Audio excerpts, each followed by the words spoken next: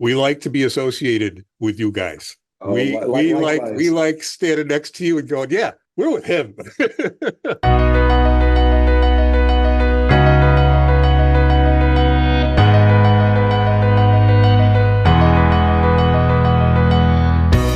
Welcome, everyone, to the May 2024 edition of The Impact, a sustainable CT podcast. For your edification, your enlightenment, and your entertainment, too. I'm Jim Hunt, Communications Manager at Sustainable CT, so if you're looking for someone to blame for this podcast, well, you can blame me. But remember, this is never a one-way conversation. We always want to hear from you for our edification and enlightenment. Drop us a note, won't you, to info@sustainablect.org. The Impact is brought to you in part by the Common Sense Fund. The Common Sense Fund supports environmental change through education, policy initiatives, promotion of carbon-free energy sources, and stewardship of our natural resources. The fund promotes action both on the environment and in the arts that is practical, creative, and addresses social needs, and we are so glad they do. Visit them at commonsensefund.org. Remember, Sustainable CT is independently funded. We don't have a magical rainbow unicorn money tree, no sir, but you can be a Sustainable CT sponsor. Find out how at sustainablect.org.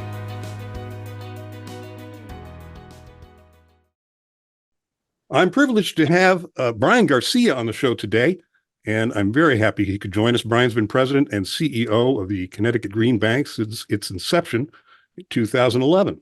For the uninitiated, Connecticut Green Bank is a quasi-public agency that leverages ratepayer funds with private capital to offer low-cost, low-term financing for clean energy projects. And it was the very first green bank established in the United States back in 2011. Before joining the Green Bank, Bryan was program director for Yale Center for Business and the Environment. And before that, he served as Connecticut's climate change coordinator, supporting the governor's steering committee on climate change. Bryan was also a Peace Corps volunteer, specializing in NGO capacity building and environmental education in the Republic of Kazakhstan. Very cool.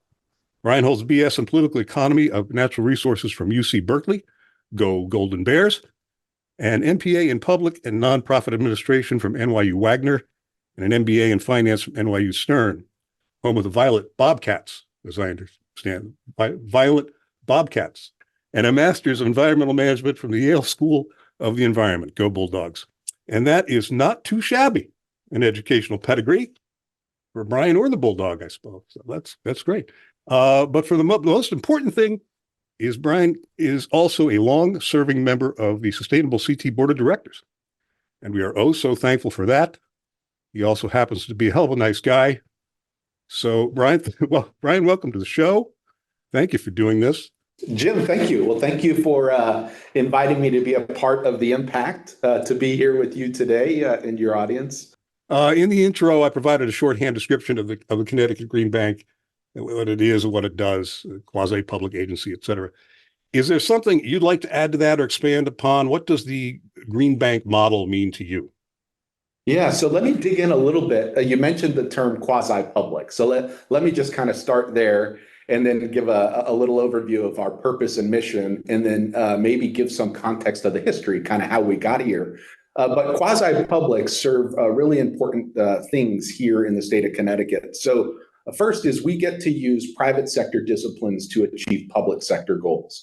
So what does that mean? When you think of the public sector, right, you think of government, you think about the role of improving people's lives being a mechanism to help everybody across a number of different issues. Well, we get to use private sector disciplines to achieve those social and environmental objectives that we'll talk about in today's conversation. We have a board of directors, for example, as opposed to having to submit a budget every year to a legislature and an executive branch that reviews and approves those budgets. We have to do that through a board of directors of members that are appointed from legislative leaders in the governor's office. So it very much operates as a business, and that's important for an organization like ours to be able to operate at the speed of business. The second thing about quasi-publics is we're an intermediary between the ambitious public policies of the state and the private capital that we're trying to attract in order for us to achieve those public policies. So if we just step back for a second and we think about some public policies, let's just take 2030 as an example.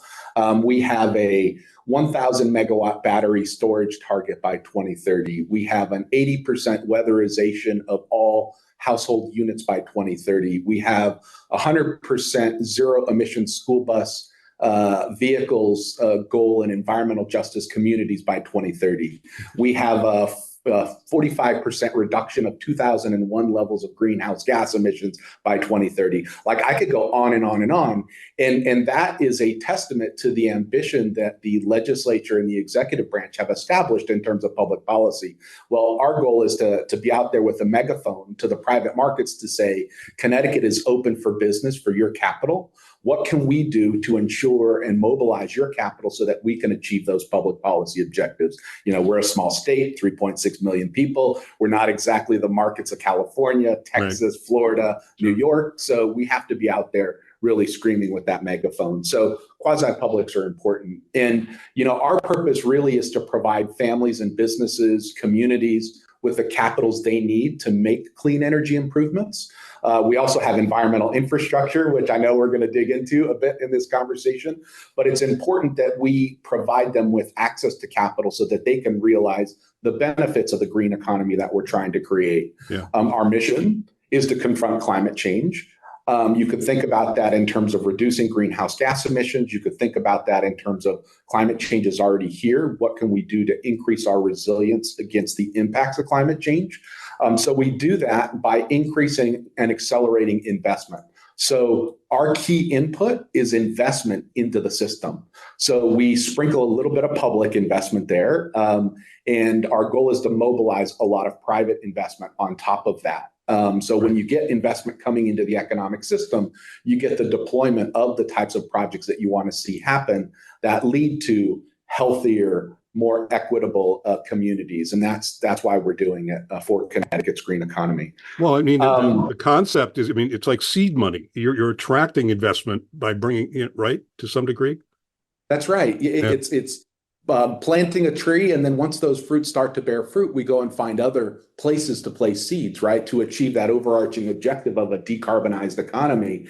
And conceptually, this idea of a little bit of government funding, mobilizing a lot of private, actually came from a failed federal policy back in 2009. So if we take us back, for all of you listeners out there, you know, who may remember the days of the Waxman-Markey bill, or what was called the Cap and Trade bill back in 2009, was the American Clean Energy and Securities Act. And there was a provision underneath that bill that was introduced in committee that had full bipartisan support.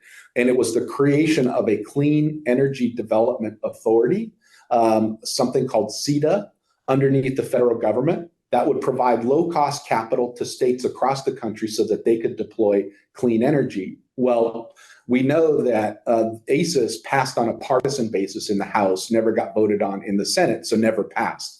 So the proponent of the bill was a nonprofit organization called the Coalition for Green Capital, led by Reed Hundt. Reed Hundt is a Yale alum. So he came to Connecticut during the gubernatorial transition between Governor Rell and Governor Malloy and said, why don't we try to create the nation's first green bank to demonstrate that this could be done at a local level?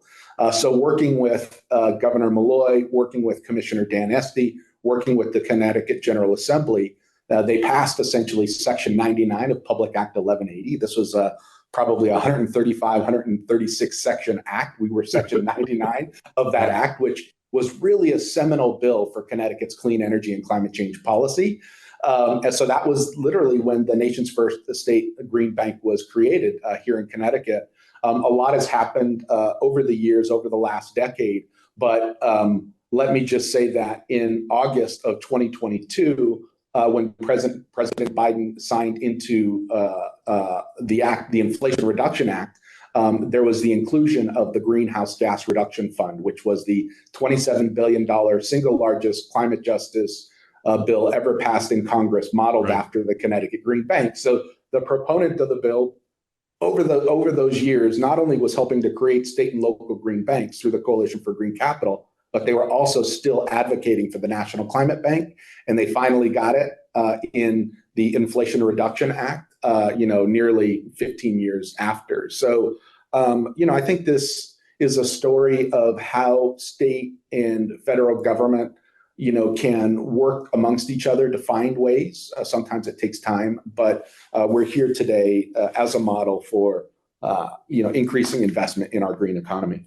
Well, let me ask you about that green bank model. It was quite unique back in 2011, and still today it isn't all that common, right? Why is that? Why do you think, what is it about the green bank that still feels innovative and in some ways even radical? Even given our green economy. It's definitely more common today than it was, 12, 13 years ago. But we see green banks all across this country. So you see quasi-public green banks like Connecticut, Illinois, their finance authority, the Ohio Air Quality Management Authority, like there are quasi-public green banks now across the country. You see public green banks, the New York Green Bank, situated underneath the New York State Energy Research and Development Authority, NYSERDA. You see nonprofit green banks, which are legislatively created, but are established as 501c3s. So you see that in Michigan, Puerto Rico, Maine, Colorado. So there definitely are growing green banks across the country. In our region, EPA Region 1, we've really got ourselves, Connecticut. We've got Massachusetts, which just last year announced their green bank and is really working through the lens of affordable housing, which I think is really, really cool. Yeah. And then we've got the Efficiency Maine. So we've got Maine's green bank. And then we've got the Rhode Island Infrastructure Bank. So we've got 4 of our New England states that have green banks. I can tell you that Vermont and New Hampshire are working on theirs. We're working with those states to help them develop their green banks. But, EPA Region 1 is very close to having all of our states have green banks. The region that I'm super excited about across the country is EPA Region 5. They arguably have the nation's first green bank in a nonprofit with Michigan Saves. I serve on the Secretary of Energy's advisory board. So Secretary Granholm, then Governor Granholm, took a lot of pride in creating Michigan Saves back in those days. So we kind of go back and forth in terms of who really has the first state level green bank. But you've got Michigan Save, you've got Illinois, you've got Ohio, you've got Indiana, their Energy Independence Fund. You've got Minnesota focusing on innovation. You've got Wisconsin considering. So literally almost all states in EPA Region 5 will have a green bank in a year. So they're the one to watch. We're super have a lot of love for and a lot of interest in supporting the Puerto Rico Green Energy Trust, also known as the Puerto Rico Green Bank. Obviously a lot has happened to Puerto Rico since Maria, and that island is undergoing a major energy transition. And to the extent we can help them stand up the Puerto Rico Green Bank, they could teach us a lot too in terms of solar deployment linked with battery storage. So we're excited to be working with them. But just collectively together, we all work through the American Green Bank Consortium, which is an association of the Coalition for Green Capital, which is, you could imagine, over the last 13 to 15 years after Connecticut got established, we just started to see more and more of us trying to help each other out, accelerate information diffusion, try to understand the policy mechanisms that enable markets. And collectively together, we're working and I'll talk a little bit later about what's ahead, but the Coalition for Green Capital has been seminal in terms of getting this movement started. And Connecticut, we're really happy to be a key foundation part to the Green Bank movement. As we mentioned, we talked about earlier, the Green Bank's been around quite a long time now, since 2011. And that was the year of Occupy Wall Street. And Osama bin Laden was killed that year. And I was a young and handsome man back in 2011. So it strikes me as still are, Jim, still are. Bless you. It strikes me as a long time ago. It's hard to pick one or two things, I suppose, but what do you think has been the most significant development in what the Green Bank does or how it does it in all that time? Does anything stand out for you? Yeah, it has been a long, like if you step back and you look back in those days, like it has. Like in those days, solar was $10 per watt. Like today, you Yeah. can get it at $2.50. I mean, it just the amount of time and the level of innovation that has happened over that amount of time is just staggering. But no, I think the most significant developments and things that we really try to put out there are around three things. One is innovation. Two is impact metrics. So we are here on the impact. So I felt I would roll out the impact metrics a little bit here. And then lastly is vision. But in terms of innovation, we really pride ourselves in trying to come up with unique ideas that are here to transform markets. So if we step back and look at 2020, the 50th anniversary of Earth Day, we announced our Green Liberty Bonds. So that was a period of time where what we wanted to do was to create a bond modeled after the war bonds of the 1940s. And if we look at the war bonds back then, we had some 85 million Americans who purchased Series E war bonds. Some 55% of the $300 billion needed for World War II, 185 billion of that came from the sale of war bonds. And 40 billion of it came from individuals, just everyday citizens standing up for their country. On average, $230 per bond is what they were paying back then.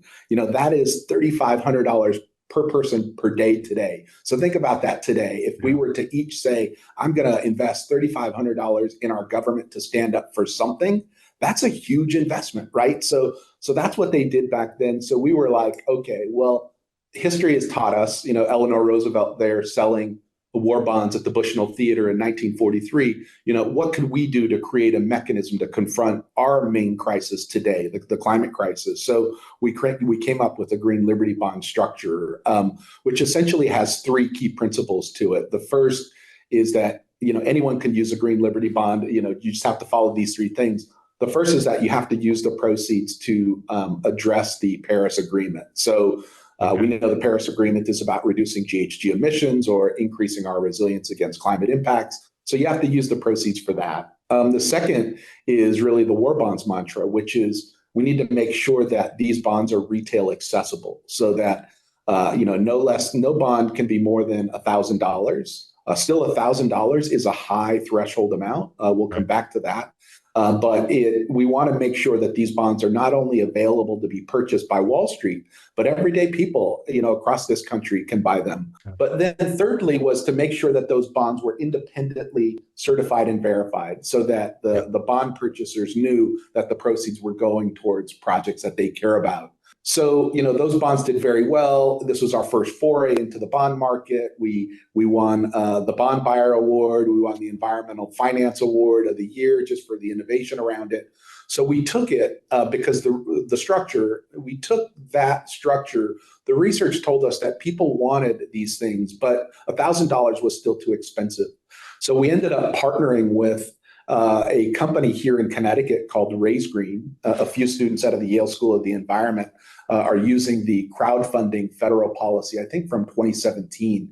And we, working with them, are selling $100 Green Liberty notes. That's the one. So you can actually every year buy a note. And to your point, great birthday gifts, great holiday gifts, all those sorts of things. And we issue them every quarter. So stay tuned.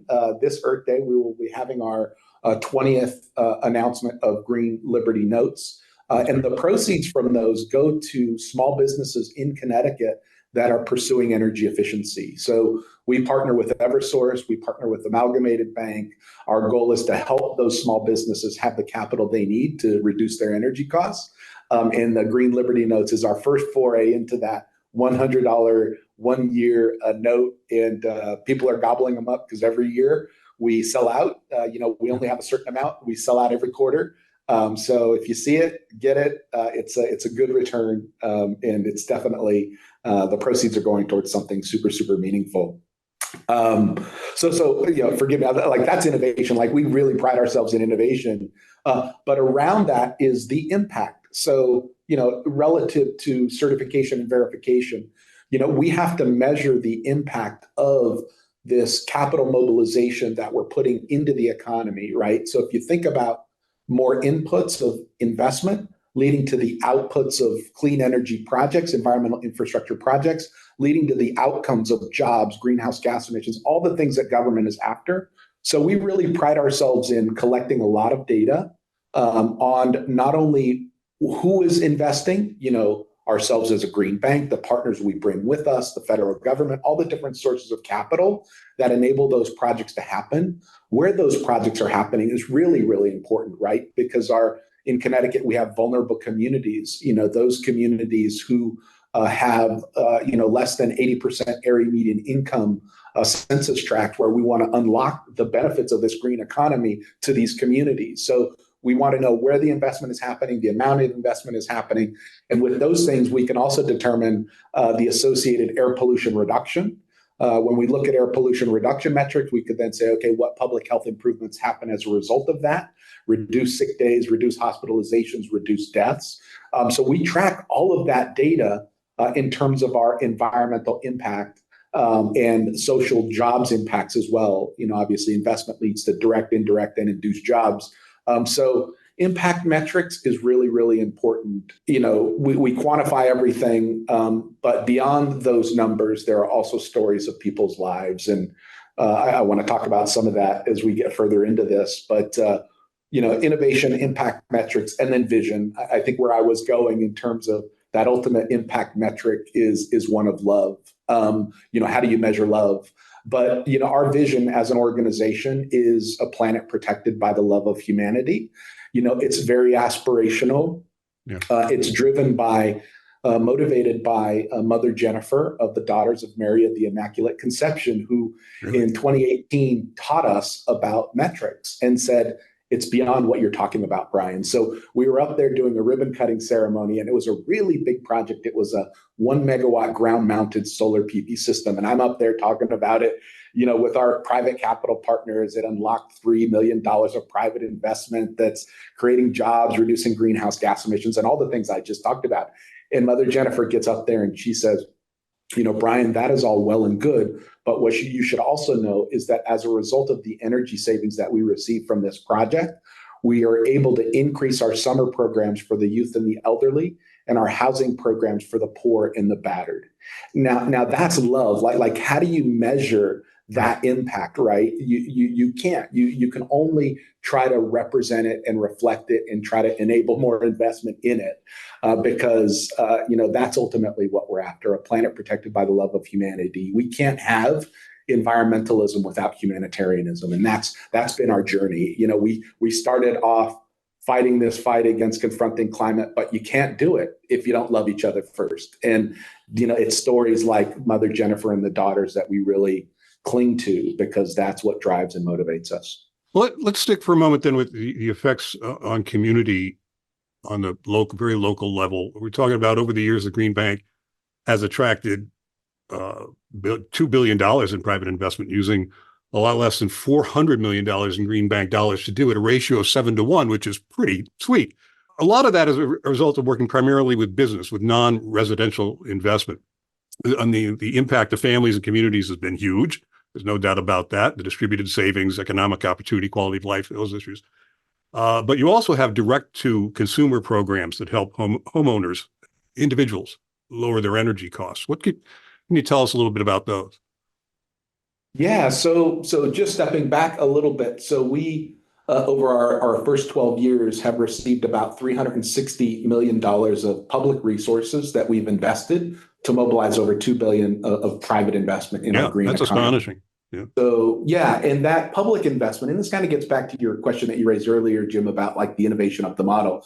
A part of the innovation of the model is that we don't give the money away, we lend it. Right. Which means that we get it back over time. And when you get it back over time, you're able to reinvest it and get a multiplier effect, right? So that's one innovation of this model, which is very different for government. Government collects and gives taxpayer dollars away as opposed to lending it out and getting it back, right? So that's one thing. But every family on an average year contributes $7 to $10 to the Green Bank per year. That aggregates to about $25 million a year. We receive about $5 million from the Regional Greenhouse Gas Initiative. So our goal is to take that $30 million every year and turn it into $100, $200, $300 million of investment into our green economy. Because again, that input metric is super important to growing the economy, and then getting that money back over time.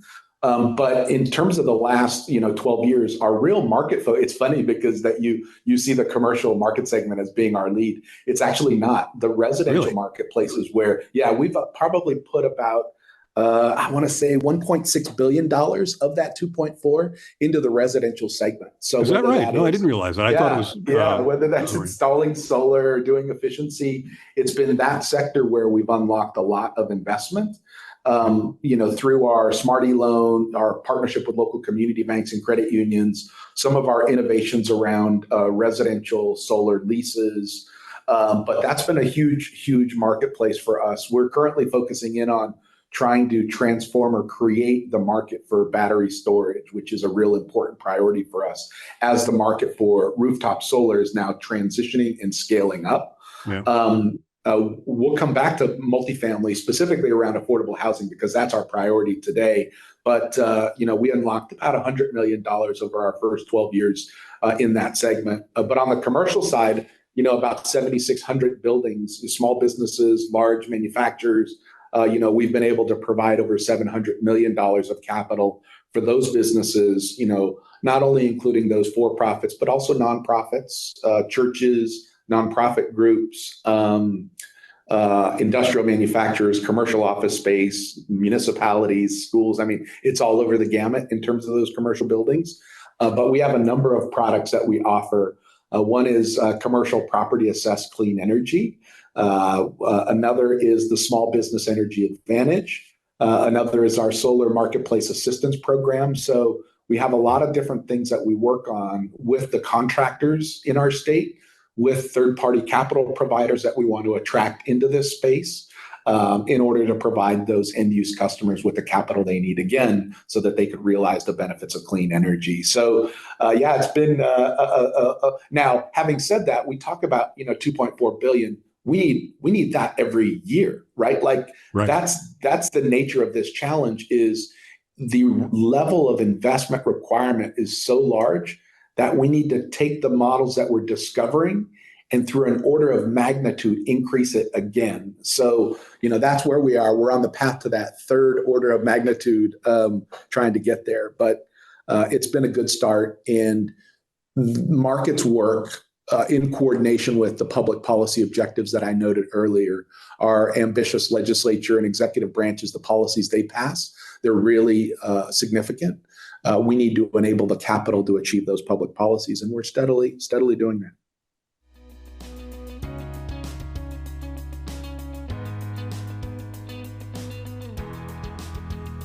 We'll return to our program in just a moment. You've been listening to The Impact, a Sustainable CT podcast.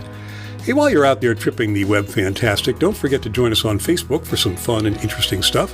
Guaranteed safe for children and pets. Come on, be our friend, won't you? At facebook.com/sustainableCT.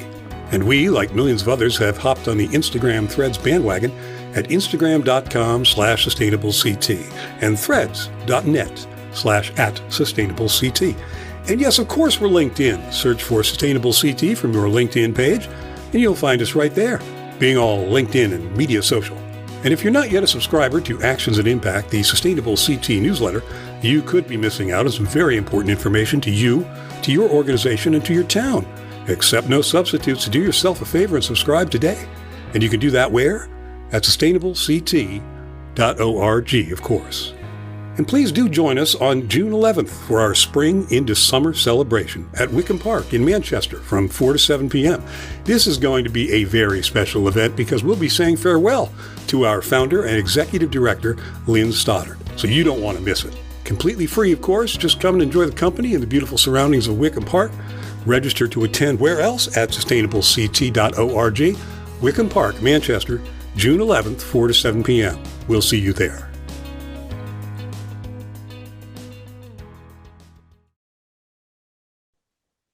Now, let's shift gears just a little bit and talk about your time as a member of Sustainable CT's board of directors, because that's pretty important to us.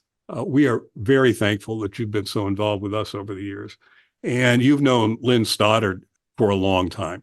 And I was curious how you met her, got to know her, started working with her, your experience as a member of the board of directors, if there's anything that stands out as particularly significant in that history. Yeah. So I had the great fortune of meeting Lynn actually through one of our funders, our being Sustainable CT's funders, the Tremaine Foundation. So back in 2001, the Tremaine Foundation, we were the Green Bank, our predecessor, the Connecticut Clean Energy Fund that was housed at Connecticut Innovations, as I noted earlier, was working with a number of different foundations, the Tremaine Foundation being among those. And there was Stuart Hudson and Nicole Chevalier. And working with these foundations, we were like, could we jointly fund a nonprofit to support clean energy deployment in our state? And that nonprofit ended up becoming Smart Power.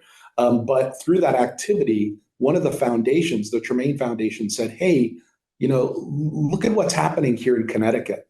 You had in August of 2001, the resolution 26-4, a resolution concerning energy and the environment, which passed the New England Governors and Eastern Canadian Premiers annual conference in Westbrook, Connecticut. Connecticut, what are you doing on that, right? So if folks actually go to that resolution, I call it the Westbrook Resolution. Like if Japan can have the Kyoto Protocol, we can have the Westbrook Resolution. And this was actually the first subnational regional climate plan ever back in 2001, and it happened right here in Connecticut. It established 2010, 2020, and 2050 greenhouse gas emission reduction targets. So this funder brought us together and brought the state's Environmental Protection Agency, then the DEP, together to say, what are you doing? And I was an associate at Connecticut Innovations at the time. The DEP leadership brought Lynn into that meeting, and that's where we met. It was literally in 2001. And I remember looking across the picnic table. We were outside having lunch with the funder and just being like, wow, Lynn is incredible. Like there's an energy here. And ever since, we've just had an amazing bond. We took those conversations, and for the next 3 years, you noted in my bio there, I was head of the climate change planning here in the state.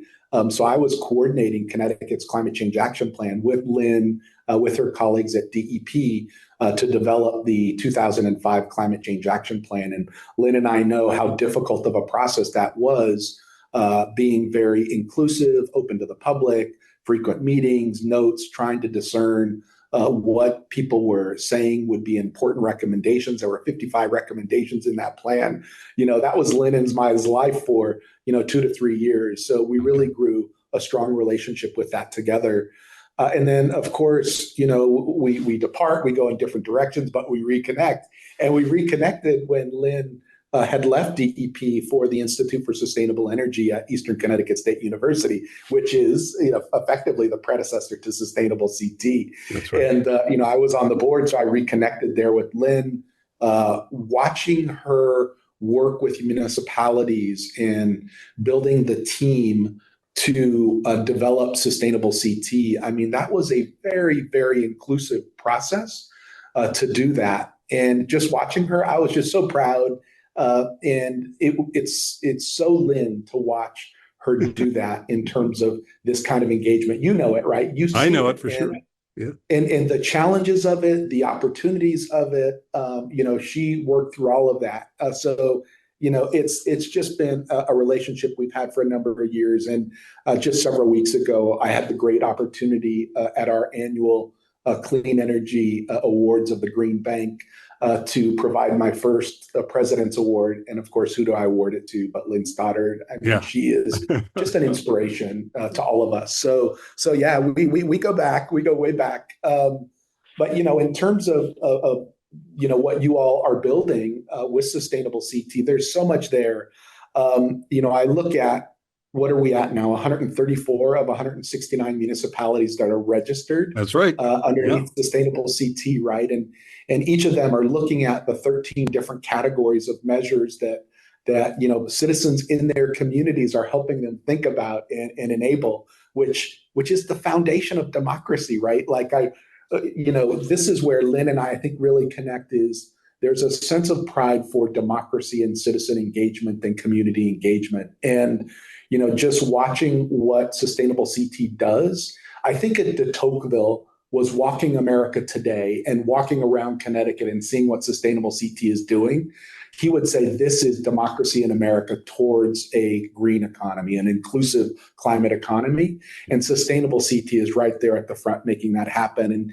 And you can see it too in the community match fund. We're almost at $4 million of projects, around the state. Some 20,000 people around the country have put their money to support local projects through Sustainable CT and the Community Match Fund. So it's provided a place where citizens can be engaged. It's provided a place where the economy can provide investment. So it's combining democracy and capitalism in a way that enables citizens to take action and envision and imagine what they want to see with their communities and go after it. So that's what Sustainable CT is doing. I think the challenge is, like, as we look ahead, any challenge, I've been on a number of nonprofits. The single greatest challenge of any nonprofit is to, maintain its fundraising capacity and to be able to develop a sustainable source of funding. There are a number of nonprofits that over the years have been able to build endowments that allow them to sustain themselves, but that's not the real world of nonprofits today. So we are very fortunate to have, as you noted, the Common Sense Fund, the Hampshire Foundation, the Tremaine Foundation as investors in Sustainable CT. We need more like them. We need more companies to invest. The Green Bank, we're right there with Sustainable CT. So we need more investment to continue. So fundraising will always be a challenge. And then, of course, it's kind of like growth and development. Like when we look at all the different opportunities that are there, all of these communities coming up with ideas, we can see replicable and scalable models. There are going to be areas where we're like, oh, can we grow and do things here? So I think always consistently, I don't know if this is an every 3 to 5 year activity, but always stepping back and saying, okay, what are we doing today to support these communities? 4 towns and by towns and 4 towns. I think Jess says a lot, which is super cool, right? Again, on the democracy front, like it's right there. It will be hard for Sustainable CT to kind of to continue to innovate while at the same time serving its mission in a sustainable way. So those are challenges that nonprofits will always face, being pulled in many directions. But I'm certainly optimistic as a member of the board, as a funder through the Connecticut Green Bank here, as a partner through our programs. We are certainly excited to see what's happened with Sustainable CT and where it's going. Let's pursue that line of thinking, the connection between Connecticut Green Bank and Sustainable CT. I want to give you a chance to talk about the new things that you're doing and how we might be able to help support you do that. So in 2021, there was a House bill passed to broaden Green Bank's mission beyond clean energy to include environmental infrastructure. And I'm very curious about that. What kind of infrastructure we're talking about, what the role of Green Bank is in playing in that area, and then how you envision our partnership with Sustainable CT in building out that infrastructure mission. How can we support your plans in the most meaningful way possible? Yeah, so it's interesting that you go back to Public Act 21-115. So Governor Lamont has his Council on Climate Change. We call it the GC3. And in January of 2021, Dr. Rebecca French, who works at DEEP, was in the same position I was with Lynn back in 2003, 2004, coordinating the state's climate change plan. She did an amazing job. Think about this period of time. We were in COVID, and this plan was released in January of 2021 that had a number of different recommendations in it, including the expansion of the scope of the Connecticut Green Bank beyond clean energy to include environmental infrastructure. So that was a recommendation that came to the governor. The governor then took that and put it into a policy that session. It passed with bipartisan support, effectively on the 10-year anniversary of the Green Bank, to expand our scope to raise this question of, could the Green Bank model, in terms of what it's done for clean energy, using a little bit of public, mobilize a lot of private investment in clean energy deployment, could it do that for environmental infrastructure?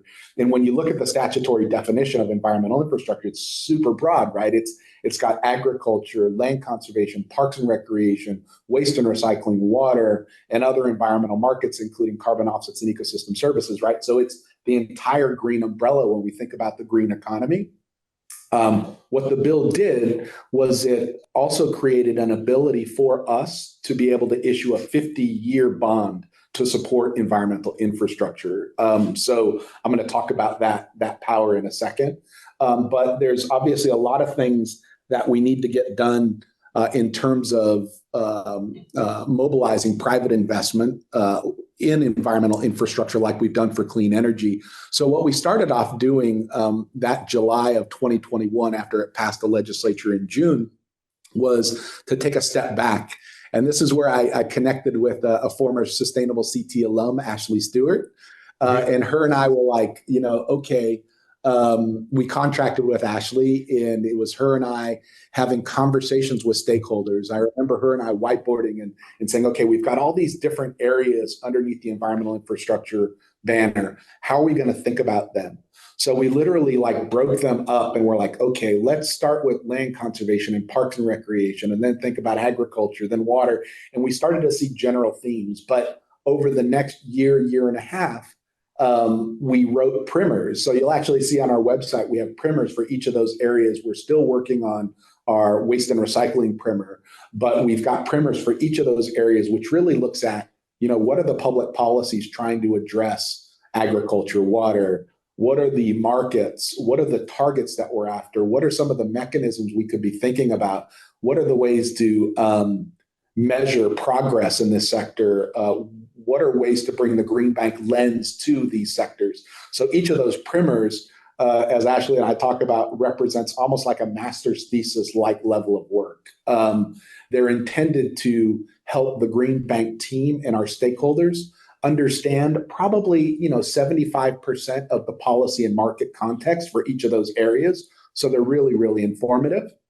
So we ended up doing that for quite some time.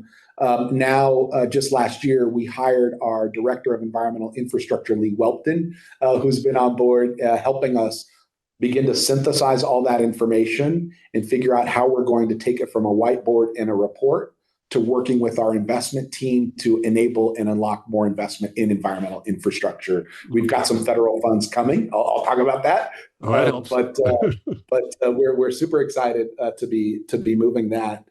In terms of sustainable CT, I mean, what better outlet there? I mean, if you looked at our comprehensive plan, you would see that we've got a specific section in that plan on sustainable CT and its community match fund. So we always envisioned this community connection of connecting people to projects through the community match fund to bigger infrastructure projects. Obviously, all the certification areas in those 13 different categories, you can imagine there are spaces for environmental infrastructure plugins there.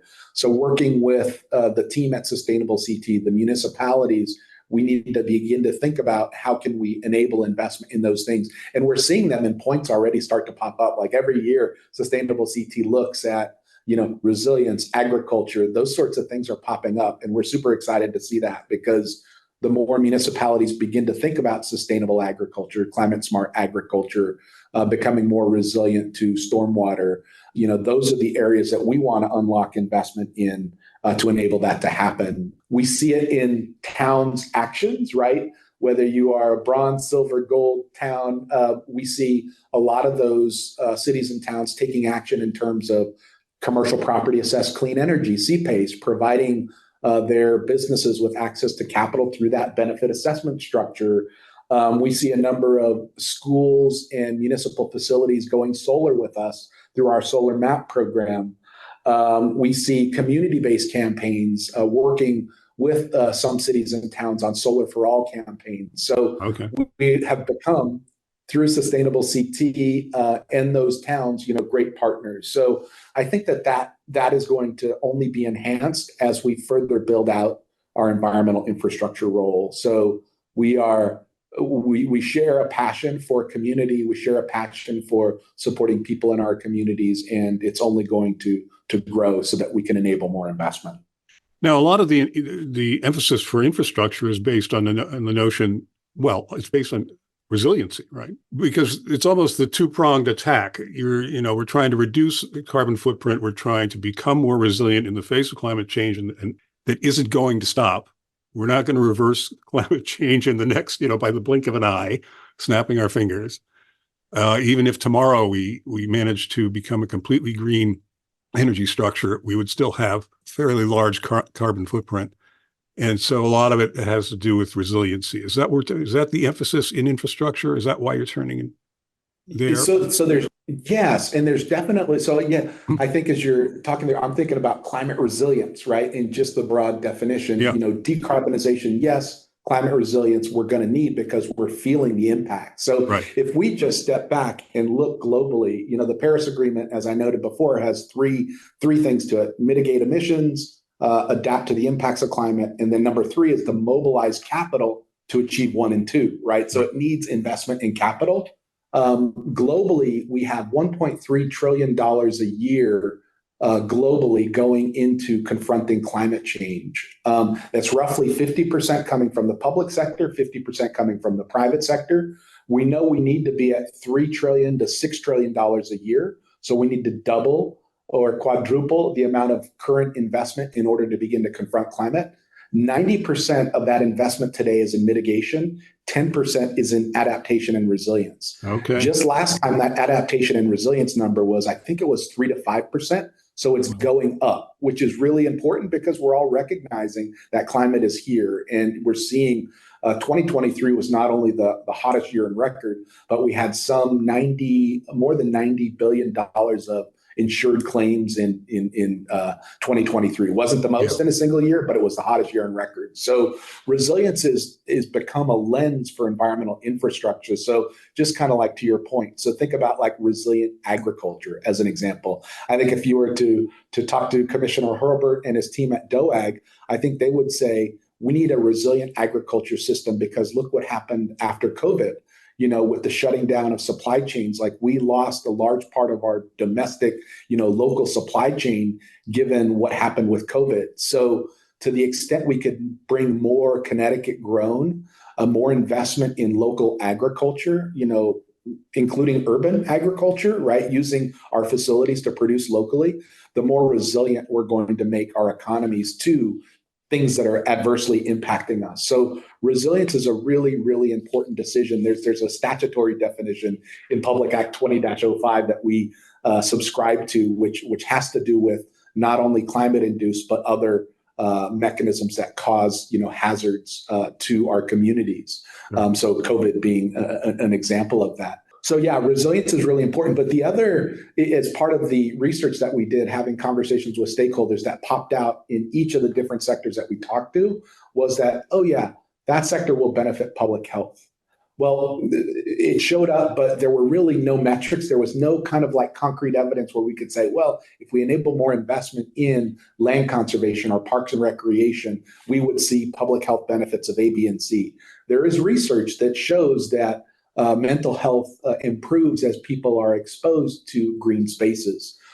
So we're now working with a public health lens, trying to understand how we could modernize our parks and recreation here in our cities, how we could enable access of people who live in cities to parks, across our state, because, that green access is going to improve their public health. So can we, just as for clean energy, where we were able to unlock private investment from the banking sector, can we work with the public health sector and the insurance sectors on environmental infrastructure to enable their capital investment in, the modernization, decarbonization, and resilience improvements of green space, right? Like nature can play its role too. We don't always need to build things. If we can give access to those spaces, it's not only going to serve as a stormwater retention bioswale, but it's also going to serve to heal, our populations in terms of public health. So,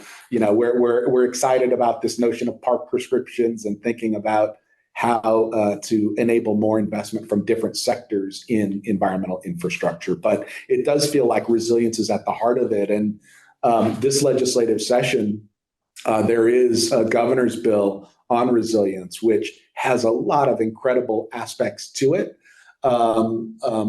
including resilience improvement districts, which would be similar to commercial property assessed clean energy, where you put a benefit assessment on a building and you can use that benefit assessment to finance clean energy on the building. But in the case of resilience improvement districts, you could actually identify a neighborhood, a community, ring fence it and say, okay, we are going to put a benefit assessment on each building in this neighborhood, in this community. That assessment over the years is going to finance a project that we're going to do today. That's going to be resilience improvements A, B, and C. So think about how incredible of a policy that could be to unlock private investment to improve the resilience of our communities. That's the one to watch. We're excited by it. It not only focuses on the built infrastructure, but also nature-based solutions. So our hope is that bill passes and we'll get more of this market animation, right? I think if there's a message I'm trying to drive, it's that public policy plays an important role in unlocking capital in markets. And we just happen to play a role in trying to translate that policy to the markets to say, bring your money here so that we can see that investment in the realization of those benefits. Well, given that, we're a coastal state, vulnerable to sea level rise and increased storm damage, make the whole idea behind resiliency and investment in infrastructure, resilient infrastructure is pretty damned important. Ryan, we are almost out of time because it just zooms by, doesn't it? You see how it just zooms by? It does. And I wanted to ask you before you leave a question I like to ask my guests, for my edification, really, is how do you remain positive? The whole existential threat of climate change, the whole notion that all of these problems exist out here. And it isn't just climate either. It's like as you connected up all these things to communities and what people live, how people are living their lives, the problem seems so overwhelming to me sometimes. How do you remain positive every day? Yeah, so if we think of the macro issues, so I was getting into them a little bit. 2023, the hottest year on record, right? The fact that we need $3 to $6 trillion a year in our global economy to confront climate, and we're at $1.3 trillion. Like you can get lost in those numbers and feel, that there's a lot of despair. But we're ingenious and we're resilient. So where I go is to the micro. So if you think about that huge magnitude of the world and the things that we need to see happen. Just look in your backyard, just look in your community, what's happening. So, I look at like the Blake family here in Hartford. We were organizing an event for a senior official several weeks ago for, giving them access to a family so that they can see the benefits of what solar is doing for a family. And this is a family located in a distressed community. They've put solar on their roof. They've had it on their roof for more than 5 years. And what we wanted to show was, you might remember, Jim, and I'm sure all our listeners will remember, in 2023, we had probably our highest electric rates ever.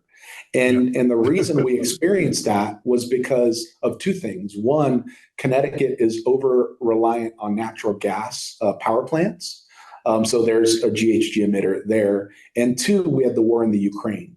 So when you put those two local and macro things together, what you get is a 50% increase in electric rates. Well, what happens to our vulnerable communities who have absolutely nothing to do with those decisions and yet are bearing the burden of the impacts of those things?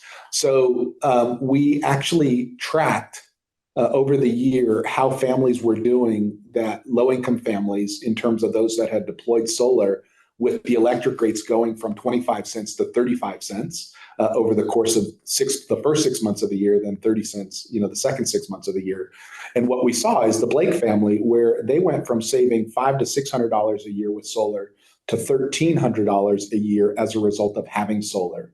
So what I'm optimistic about is if we can unlock capital and make capital available to families, especially those who need it, they can realize the benefits that these technologies provide. And in this case, it was the inflationary pressure of electricity prices that they had absolutely nothing to do with. And yet we helped enable them together with contractors to withstand the impacts of that inflation.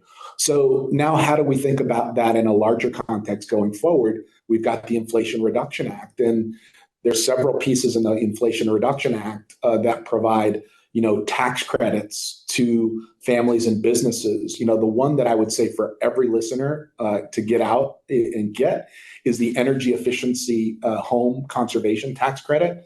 It's $1,200 to $2,000 a year, every year through 2033. So it's literally money on the table for you every year to find an energy efficiency project you want to do. Up to 30% of that project or $1,200 to $2,000, whichever is less, is what they can access. So that's money on the table. If all 140 million households in the country did that every year, they would be enabling $500 billion in energy efficiency improvements across the country. Like, imagine, that's staggering. Like, that's a big part of that $1 trillion global need. So that's a tax credit. Those tax credits are all out there. There's a whole cornucopia of them. There's renewable energy, there's EVs, there are EV recharging stations, there's nuclear, there's carbon capture and sequestration, there's hydrogen, there's clean manufacturing. They're all there to be grabbed by states, by communities to enable that investment to happen.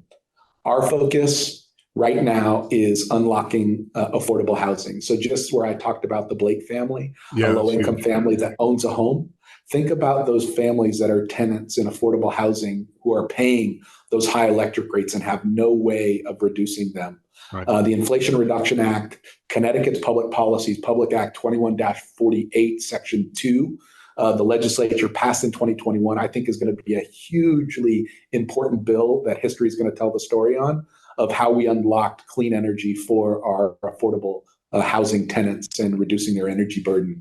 So when you put the Inflation Reduction Act together with the state policies, we're going to be able to unlock investment and help those families realize the energy cost reduction benefits of clean energy, but also the energy security benefits of battery storage. We implement an energy storage solutions program, along with creating jobs in their communities and other benefits. So the future is bright when we look at Connecticut policy in concert with the Inflation Reduction Act.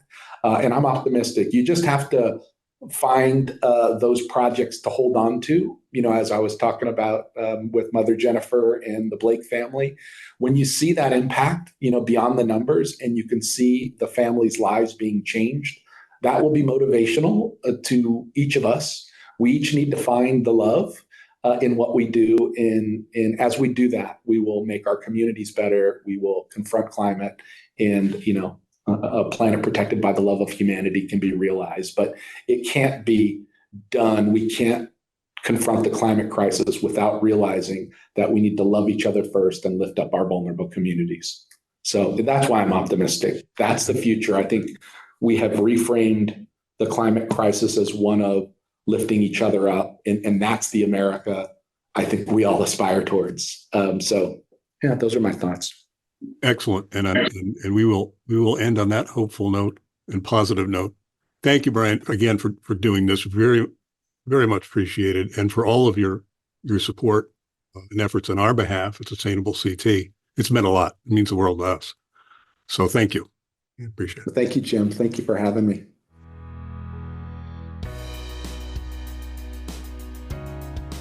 We hope you've enjoyed today's edition of The Impact, a Sustainable CT podcast. As always, this program is recorded, produced, and copyrighted, by Sustainable CT. Thank you for your interest. Thank you for listening. Thank you to our sponsor, the Common Sense Fund. Thanks again to our good friend Bryan Garcia for his steadfast support of Sustainable CT. And thanks to everyone for taking local actions that have a statewide impact.